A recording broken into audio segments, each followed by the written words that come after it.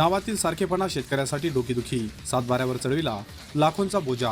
आदिवासी एकता परिषदेचे पिंपळनेर तहसील प्रशासनाला निवेदन। साक्री तालुक्यातील पिंपळनेरतून जवळच असलेल्या बसरावळ येथील गट क्रमांक 50/2 या सातबाऱ्यावर मूळ मालकाच्या नावातील नामसाधर्म्याचा फायदा घेऊन बँक व महसूल विभागाची फसवणूक करणाऱ्यांवर कायदेशीर कारवाई करण्यात यावी व मूळ मालकास न्याय मिळावा या मागणीसाठी पिंपळनेर तहसील प्रशासनाला आदिवासी एकता परिषदेच्या वतीने निवेदन देण्यात आले आहे।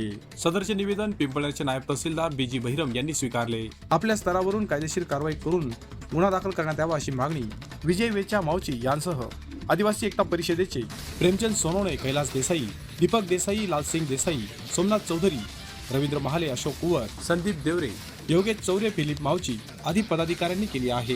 Bureau report, express news Marathi, Pimpalner. निवेदन दिले।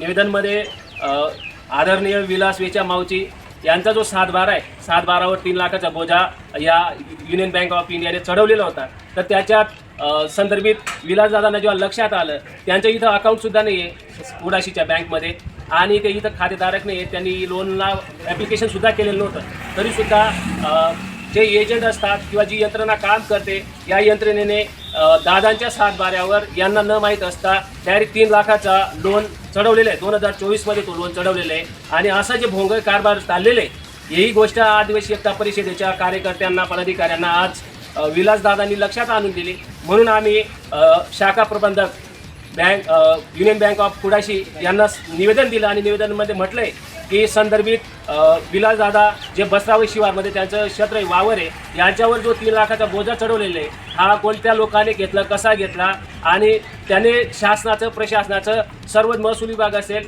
बँकेचे कर्मचारी अधिकारी असतील आणि ज्या वकिलांनी नोटरी केलेली आहे, अशा सर्वांची फसवणूक संदर्भित त्या फ्रॉड व्यक्तीने केलेली आहे। त्याच्यामुळे त्याचं शोध घेऊन संदर्भित विलास वेचा मावचीचं गट क्रमांक 50/2 बसराव शिवार याच्यातला तो 7/12 कोरा झाला पाहिजे, नील झाला पाहिजे आणि ती वसुली त्या संदर्भित फ्रॉड व्यक्ती करण्यात आली पाहिजे आणि असे जे फ्रॉड करतात यांच्यावर रीतसर चौकशी करून कायदेशीर फौजदारी गुन्हे दाखल झाले पाहिजे, जेणेकरून खेड्यापाड्यातील गोरगरीब आदिवासींची फसवणूक नको व्हायला पाहिजे आणि त्यांना सुद्धा न्याय मागण्याचा पूर्ण अधिकार आहे। एवढं आम्ही या निवेदनाच्या माध्यमातून आज कुडाशी शाखा प्रबंधक युनियन बँक ऑफ इंडिया यांना दिलेले।